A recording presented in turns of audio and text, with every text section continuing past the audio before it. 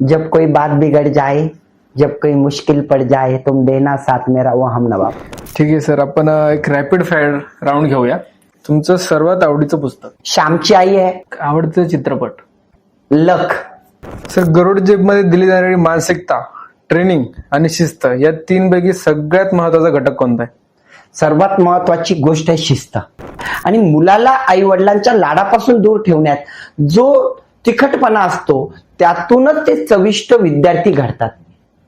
माझ्या आईने माझ्या डीएडच्या फीससाठी 12,000साठी स्वतःच्या गळ्यातील त्या ठिकाणी तो आपण नेकलेस म्हणतो त्याला 7 पीस म्हणायचे, तो तोडला होता. समाज बदलण्यासाठी किंवा एका विद्यार्थ्याला बदलण्यासाठी ज्ञान महत्वाचं असतं की त्याची मनाचा बदल महत्वाचा असतो?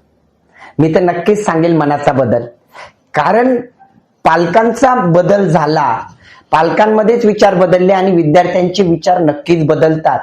आणि विद्यार्थ्याने जर मनातून ठरवलं, मी असे विद्यार्थी बघितलेत, एकदा गेटमध्ये येताना ठरवून येतात मला इथून वर्दी घेऊन जायची, मला एनडीएचं ऑफिसर बनायचंय, मला नेव्हीत जायचंय, मला एअरफोर्सला जायचंय, मला एमपीएससी करायची.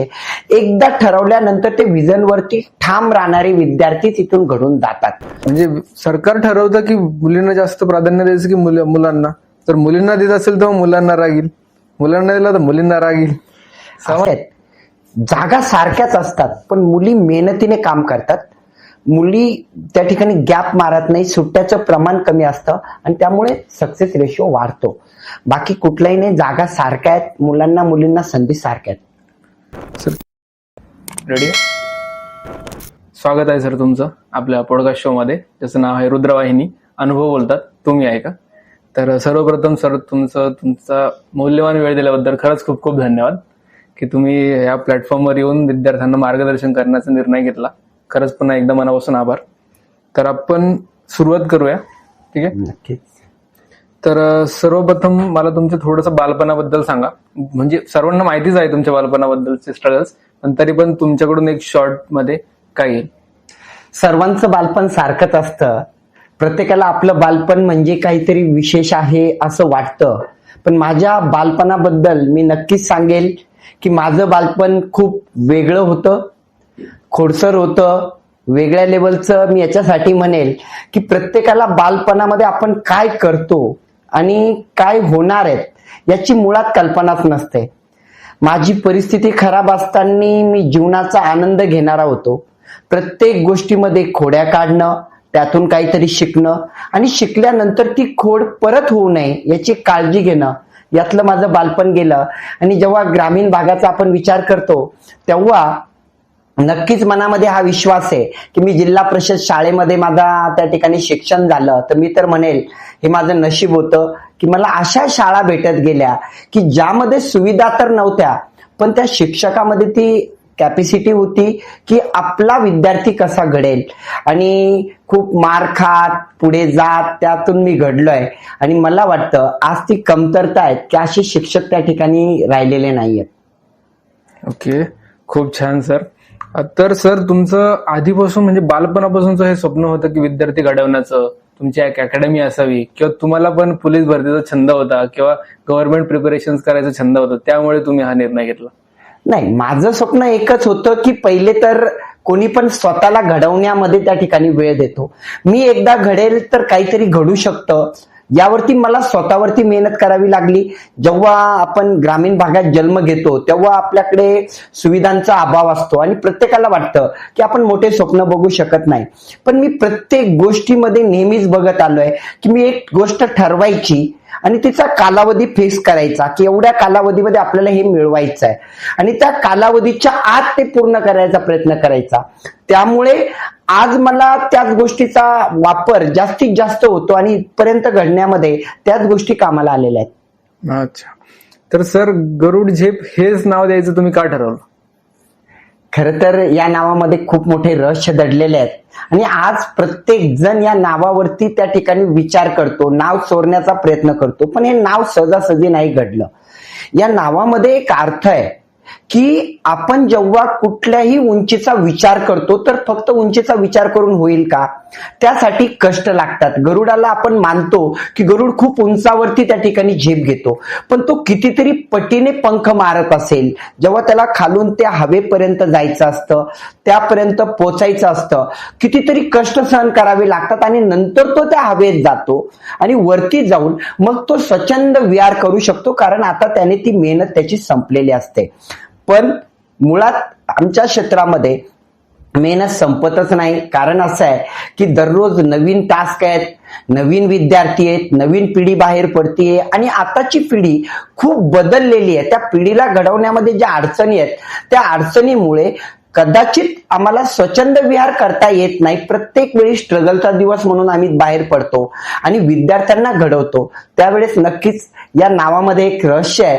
ते एकच सांगेल की प्रत्येकाने जीवनामध्ये आपल्या चॅनलच्या माध्यमातून एक गोष्ट घ्यावी. आपल्याला कोणत्या ध्येयापर्यंत जायचंय, कोणत्या उंचीपर्यंत जायचंय, एकदा ठरवा आणि त्यासाठी कठोर मेहनत घ्या. जी गरुड घेतो तीच त्या ठिकाणी तुम्ही घ्या. नक्कीच तुम्ही त्या उंचीपर्यंत पोहोचाल. खूप छान सर. तर सर, तुमच्या लाईफमध्ये असा एक टर्निंग पॉइंट आला होता की तुम्ही म्हणजे जेणेकरून त्या वेळेनंतर तुम्ही असं ठरवलं की स्वतःला सिद्ध करायचं, की तुम्हाला ते ठरलेलं होतं की तुम्हाला अशी एक अकॅडमी टाकायची, असं काय तुमचं नियोजन काय होतं? असं ठरलेलं काही नव्हतं. जेव्हा एखादं अपयश येतं आणि अपयशाने विद्यार्थी खचतो, कुठलाही मुलगा खचतो, त्यावेळेस त्याला वाटतं की आता कुठेतरी आपण बघतात की एखादा न पोहणारा व्यक्ती जर पाण्यात पडला तर तो जास्तीचे हातपाय हलवतो, पोहणारापेक्षा जास्त हातपाय मारतो, कारण त्याला त्याचा जीव वाचवायचा असतो.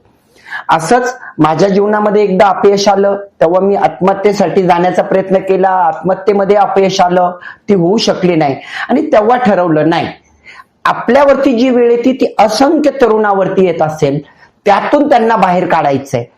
अपयश स्पर्धा परीक्षेमध्ये ठरलेलं आहे आणि ते येणार, पण त्यातून पुढे जाऊन आपण खूप मोठे होऊ शकतो आणि त्यातच आपल्याला यश मिळतं. हे मी त्या ठिकाणी स्वतःवरती प्रयोग केला आणि तो प्रयोग त्या ठिकाणी सिद्ध झाला, त्या ठिकाणी खरा ठरला. आणि मला आजच्या तरुणांना आपल्या माध्यमातून एक सांगायचंय, ज्या ज्या वेळेस तुमच्याकडे अपयश येईल त्या वेळेस मोठ्या उमदीने उठा आणि परत तयारीला लागा. नक्कीच यश तुमच्या हातात आहे आणि यश आपली वाट बघतं, पण आपण तिथपर्यंत पोहोचत नाही. त्यामुळे कदाचित यश आपल्यापासून दूर असतं. त्यामुळे प्रत्येकाच्या हातात यश आहेत आणि तयारीला लागलं की नक्कीच यश मिळतंच. अरे वा. पण सर, जसं तुम्ही सांगितलं की तुमच्या पुस्तकामध्ये वाया गेलेला मुलगा, सर्वप्रथम तर मला हाच प्रश्न पडला आणि असंख्य मुलांना हा प्रश्न पडला असेल की वाया गेलेला मुलगा हार्ट अटॅक तुम्ही का दिला?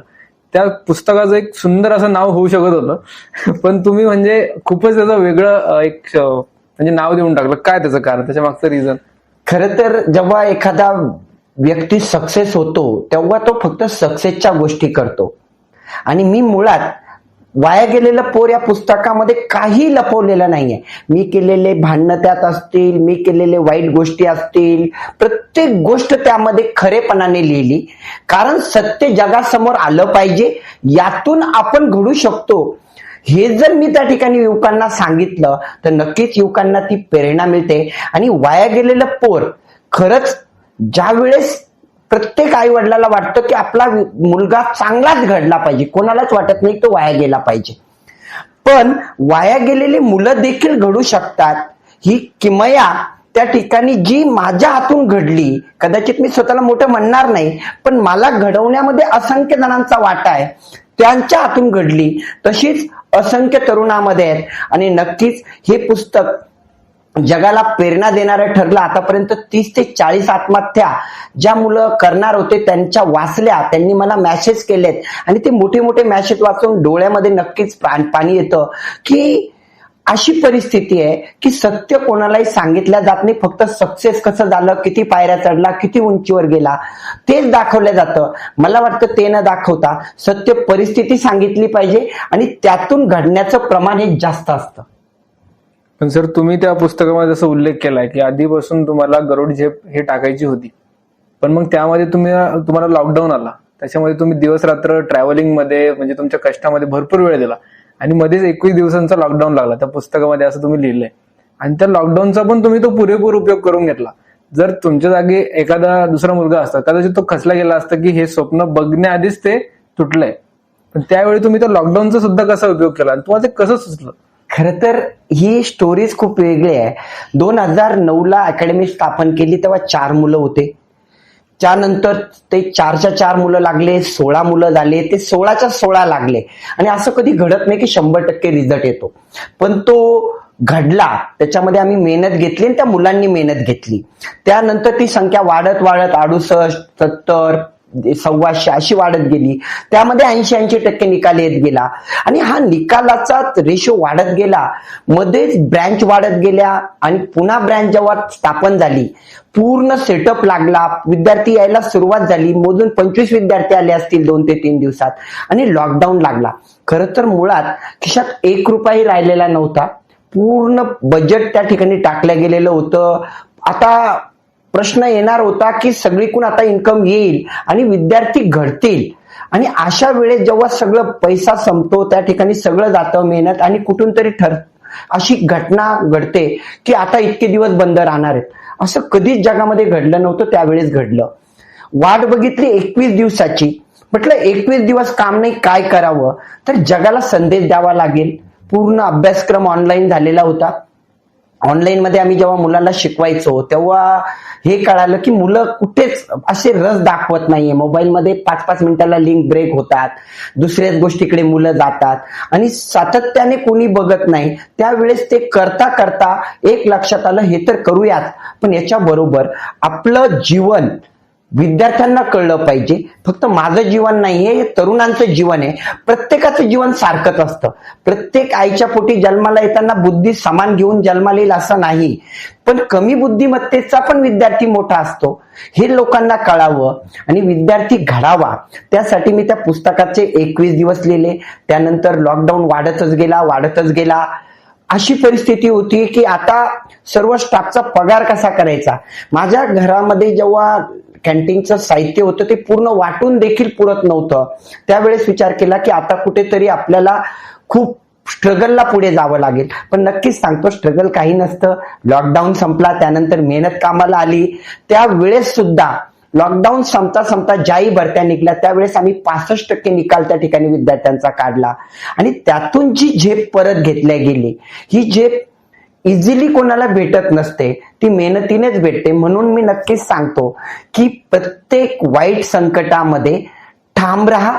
आपले पाय जितके खोलात जातात तितक्याच ताकदीने ते वरती काढा. म्हणजे आपण जर कुठे पाय रुतला तर आपण म्हणतो की यार आता बस झालं, आता खूप कष्ट झालेत, तेव्हा थांबतो. तर थांबू नका आणि पुढे जा. आणि आज जे आपण बघताय ही कदाचित माझ्यावरती येणाऱ्या संकटाने मला शिकवलं आणि तिथून पुढे मी इथं बसलेलो आहे. ओके. तर सर, कसं असतं की आपला आत्मविश्वास तेवढा नसतो प्रत्येक संकटाला समोर जाण्यासाठी. आपल्या पाठीशी कोणीतरी एक माणूस असतो किंवा एक स्त्री असते. तर तसं तुमच्या आयुष्यामध्ये कोण होतं की तुम्हाला प्रत्येक संकटामध्ये साथ देणारा, हिंमत देणारा? माझ्या प्रत्येक संकटात माझ्या पूर्ण कुटुंबाने मला साथ दिलेली आहे. माझे आई वडील असतील, भाऊ असेल, वहिनी असतील, बायको असेल, या सगळ्यांनी साथ दिलेली आहे. आणि मी तर एक नक्कीच म्हणेल, मला जास्त प्रेरणा देतात त्या आई वडिलांचे अश्रू. जे मुलगा सोडताना त्यांच्या डोळ्यामध्ये स्वप्न असतात की माझ्या मुलाला मी माझ्यापासून दूर करते, पण हा बनून येईल. ती प्रेरणा डोळ्यासमोर नक्कीच त्या ठिकाणी एक मोठी ऊर्जा देते आणि त्यातून हा विद्यार्थी घडला पाहिजे. आणि आताच्या काळात त्या विद्यार्थ्यांना घडवणं खूप कठीण होत चाललंय. मोबाईलमुळे विद्यार्थी खूप लयाला चाललेत, वेगवेगळ्या दुनियामध्ये ते जगतायत. त्यामध्ये मीडियाचा वापर चुकीचा होतोय. आपल्यासारख्या चॅनल मधून जर एखादी प्रेरणा भेटत असेल, हे बघण्यात विद्यार्थ्यांनी रस जर दाखवला तर तो सदुपयोग होईल. पण तो न करता रमी सर्कल असेल, बाकीच्या गोष्टी असतील, यात जर वेळ घातला तर तो वाईट प्रवृत्तीला जातो. त्यामुळे मोबाईल पासून दूर ठेवणं या कठीण काळामध्ये आम्ही विद्यार्थ्यांना करून दाखवतो आणि सक्सेसचा रेशो हा आहे की विद्यार्थी त्यातूनच पुढे जातात. पण सर, सध्याच्या काळात कसं झालं की प्रत्येक अभ्यासक्रम गुगलवर अवेलेबल आहे, बाकी प्लॅटफॉर्म्सवर अवेलेबल आहे. तर मुलं असं समजतात की असं जाण्यापेक्षा आम्ही ऑनलाईन अभ्यास करू. तर ते ठरवतात, पण त्या डिस्ट्रॅक्शनमुळे ते त्यांच्याकडून होऊ शकत नाही. त्यावेळेस विद्यार्थ्यांनी काय केलं पाहिजे? मला या विद्यार्थ्यांना आणि पालकांना एक प्रश्न आहे. जर तुम्हाला ऑनलाईन देणारा 150 रुपयामध्ये ते पॅकेज देतोय, शिकवतोय, याचा अर्थ त्याच्यात किती क्वालिटी असेल? अर्थच तुम्ही समजून घ्या की 1 तास ऑनलाईन बघणारा मुलगा किती वेळेस परत फेसबुककडे जाईल, इंस्टाकडे जाईल, कुठेतरी जाईल, कुठला गेम बघेल, मध्येच कुठे कॉल येतील, कशावरती तो त्या ठिकाणी लक्ष केंद्रित करेल. त्यामुळे मी ऑनलाईनला कधी मानलं नाही आणि त्या ठिकाणी मानत पण नाही. मी नक्कीच सांगतो, झोकून देणारे वेळेचा वापर परिपूर्ण करतात, ते कधीच वेळ वाया घालवत नाही. आणि मोबाईल हे वेळ वाया जाणारं साधन आहे, त्यामुळे त्याच्याकडून दुर्लक्ष करून विद्यार्थ्यांनी योग्य प्लॅटफॉर्मवरती येणं गरजेचं आहे. आणि मी नक्कीच सांगेन, मोबाईलच्या चांगल्या गोष्टी पण आहेत. जसे आज आपण इंटरव्ह्यू घेतात, असे भरपूर असंख्य इंटरव्ह्यू आहेत की सक्सेस झाल्याचे रेशिओ तुम्हाला कळतील. ते बघा, त्यातून काहीतरी शिका आणि आपल्या जीवनात तशा गोष्टी उतरावा. अशी काही पुस्तकं आहेत की ते वाचल्याने माणसाचं जीवन परिवर्तन होतं, ते वाचा. आज पुस्तक वाचण्यापेक्षा मोबाईल आणि स्टोरी रायटिंग यामध्ये बदल झाला आणि ती स्टोरी ती वेगळीच वाचण्यात येते. त्यामुळे जर वाईट स्टोरी वाचली तर नक्कीच वाईट परिणाम होतील, चांगली स्टोरी चांगल्याच गोष्टी घेऊन जातील. मग सर, आता जसं लॉकडाऊन पासून सगळा सिनेरिओ बदललाय ऑनलाईन एज्युकेशनचा. ऑनलाईन एज्युकेशन खूप बूस्ट झालंय आणि भरपूर असे प्लॅटफॉर्म्स आहेत की ऑनलाईन ते अभ्यासक्रम घेतायत, ऑनलाईन विद्यार्थ्यांना शिकवतायत आणि तरी ते निकाल लावतायत. तर अशा कंडिशन मध्ये म्हणजे विद्यार्थ्यांनी काय डिसिजन घेतला पाहिजे, की ऑनलाईन घेतलं पाहिजे की ऑफलाईन बॅचेस घेतलं पाहिजे? आणि त्यांना एक प्लस पॉईंट असा दिसून येतो की ऑनलाईन आपल्याला सगळं स्वस्त भेटतंय, तेच ऑफलाईन म्हटल्यानंतर दगदग आली, त्याच्यानंतर तेवढे परिश्रम आले, त्यात अभ्यास तर करायचाच आहे. तुम्ही एक गोष्ट तर नक्कीच सांगेल आपल्या चॅनलच्या माध्यमातून, पालकांनी एक गोष्ट लक्षात घ्यावी. पूर्वीच्या काळातले शिक्षक, त्यांच्याकडे ना डिजिटल बोर्ड होता, ना त्यांच्याकडे कुठल्या पद्धतीच्या सुविधा होत्या, पण परिपूर्ण वेळ ते द्यायचे. 9 ते 4 शाळा चालायची, तर त्यात शाळाच चालायची. मग त्यातून आज तुम्ही कुठल्याही मोठ्या अधिकाऱ्यापर्यंत पोचा. आताच्या काळामध्ये तुम्हाला कळेल की जे स्ट्रिक्ट शिक्षकातून घडले तेच आज मोठे अधिकारी आहेत किंवा मोठ्या पदावरती आहेत, मोठे उद्योगपती आहेत. याचं कारण एकच की आपल्याला समोर असणारा घडवेल. ऑनलाईन मध्ये तो शिक्षा देऊ शकतो का? तो आपल्याला बोलू शकतो का? तो सराव करून घेऊ शकतो का? तर नाही घेऊ शकत. कुठलाही सराव होत नाही आणि फक्त डिजिटल मीडिया फक्त दाखवल्या जाईल, पण त्यातून आउटपुट येत नाही. आणि तुम्ही म्हणतात रिझल्ट, मी सांगेल, जेव्हा करोडो लोक एका प्लॅटफॉर्मवरती असतात, त्यातून 5 जणांचा रिझल्ट येणं साहजिकच आहे. हे 5 रिझल्ट दाखवल्या जातात. 70%, 80% रिझल्ट दाखवणार कोणी आहे का? मुळात नाही. आणि महाराष्ट्राची एक गत आहे की आपल्या राज्यामध्ये आजही आपण बाकीच्या राज्याच्या तुलनेत शिक्षणामध्ये थोडंसं मागे आहोत. त्यात भर टाकण्यासाठी कुठे ना कुठे तुम्हाला गुरुकुल पद्धतीच त्या ठिकाणी वापरावी लागेल आणि मुलाला आई वडिलांच्या लाडापासून दूर ठेवण्यात जो तिखटपणा असतो, त्यातूनच ते चविष्ट विद्यार्थी घडतात. खूप छान सर, खूप छान वाक्य होतं हे आत्ताचं. तर सर, असं कुठला अपयश किंवा असं कुठली चूक तुमच्या आयुष्यातली आहे का की जिने तुम्हाला सर्वात मोठा धडा दिलाय? चूक आयुष्यामध्ये घडत असतात. मी माझ्या आयुष्यातली चूक मानेल की ज्या वेळेस एक बॅच अशी होती की त्या बॅच मध्ये मी विद्यार्थी घडवण्यामध्ये काही कारणामुळे 2-3 महिने मी वेगळ्या लेवलला दिल्या गेले आणि त्यावेळेस त्या विद्यार्थ्यांचा निकालाचं प्रमाण डायरेक्टली 25% आलं होतं.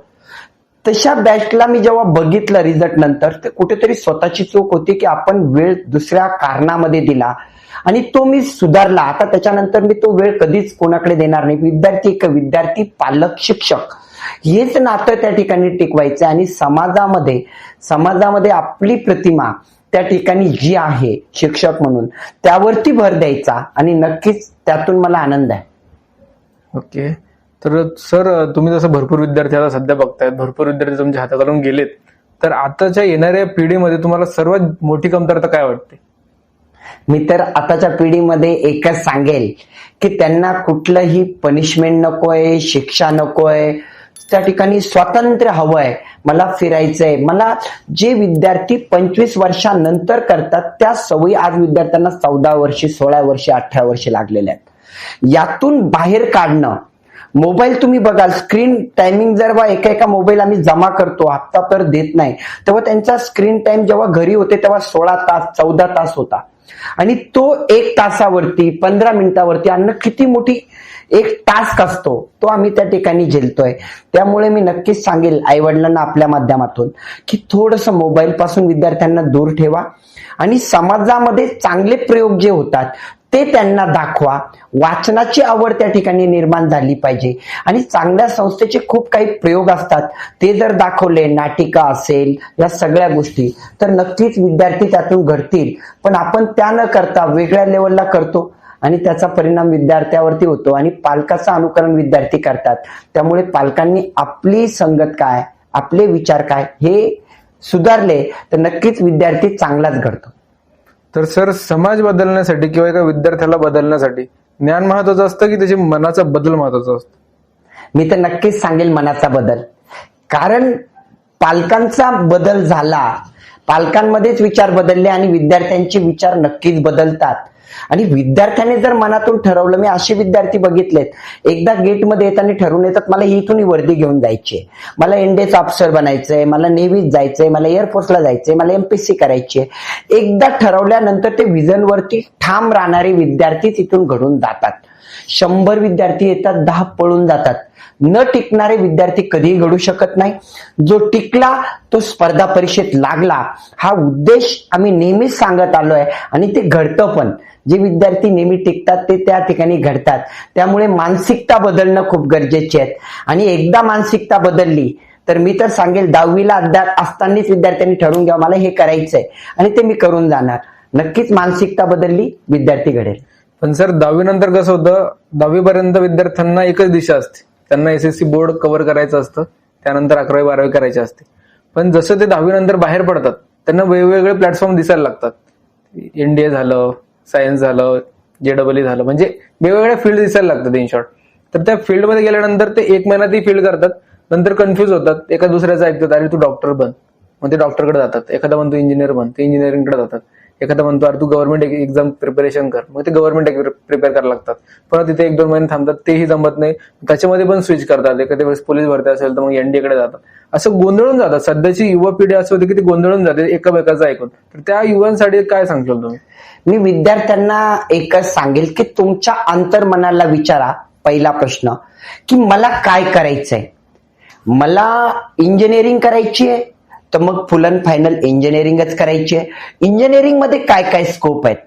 मला डॉक्टर बनायचंय तर डॉक्टर बनायचंय, पण डॉक्टर मध्ये काय काय स्कोप आहे, किती टक्के रिझल्टचं प्रमाण आहे.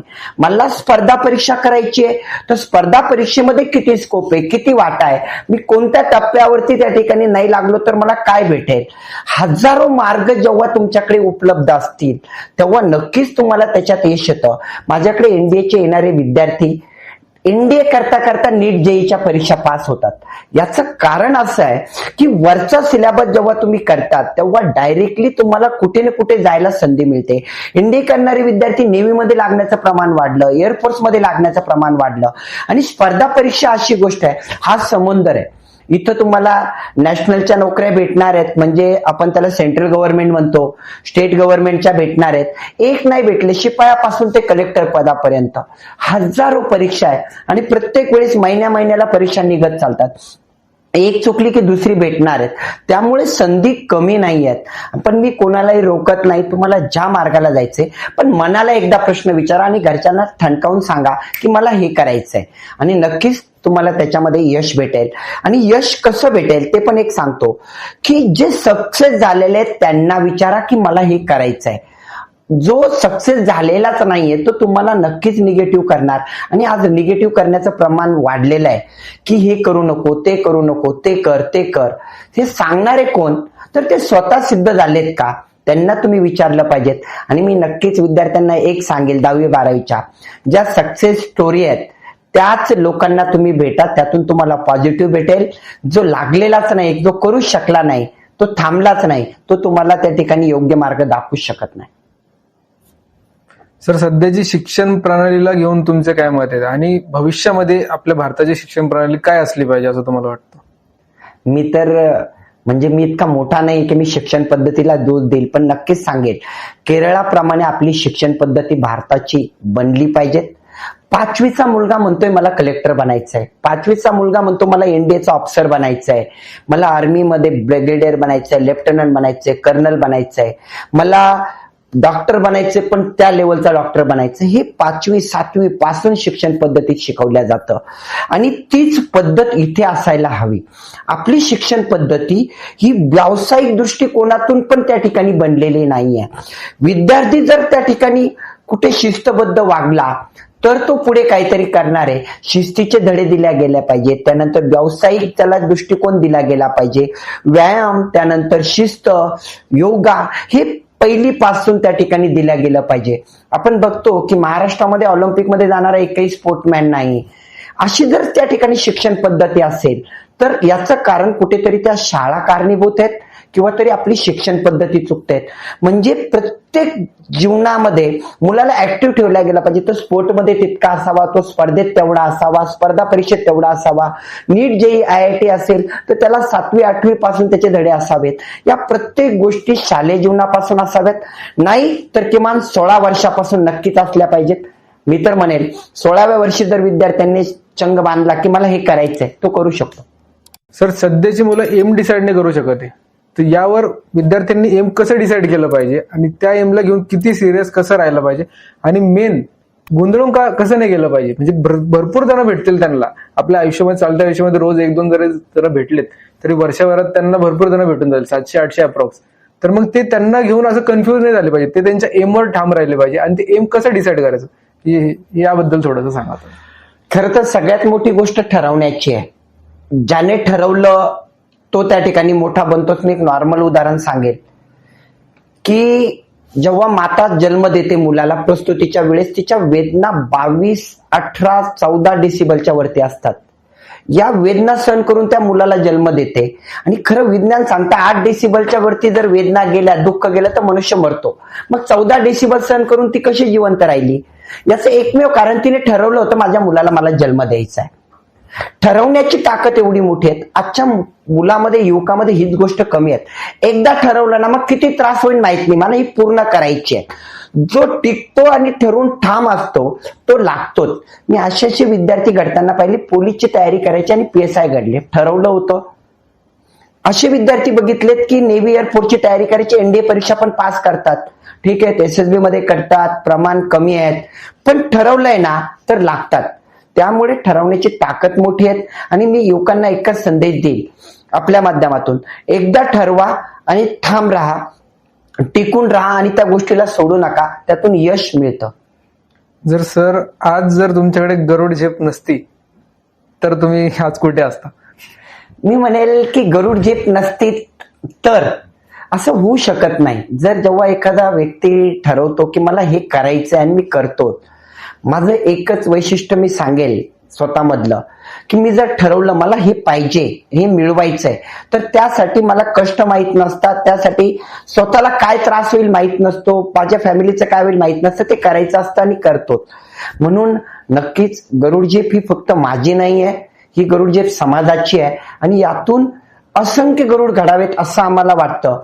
आणि मी नक्कीच सांगेल, मी एक शाळेचा शिक्षक जरी झालो असतो, माझं DED झालेलं होतं, जर गरुड झेप नसती, मी पहिल्याच परीक्षेत पास झालो असतो, तर मी एक शालेय जिल्हा परिषदचा शिक्षक असतो. पण मी त्यातूनही सांगेल, माझे जिल्हा परिषदचे शिक्षक कितीतरी कलेक्टर बनवले असते, एवढ्या लेवलला मी त्यांना पोहोचवलं असतं. मी नक्कीच एक शिक्षक म्हणून थांबलोच नसतो, या शिक्षकापेक्षाही पुढच्या गोष्टी मी केल्या असत्या.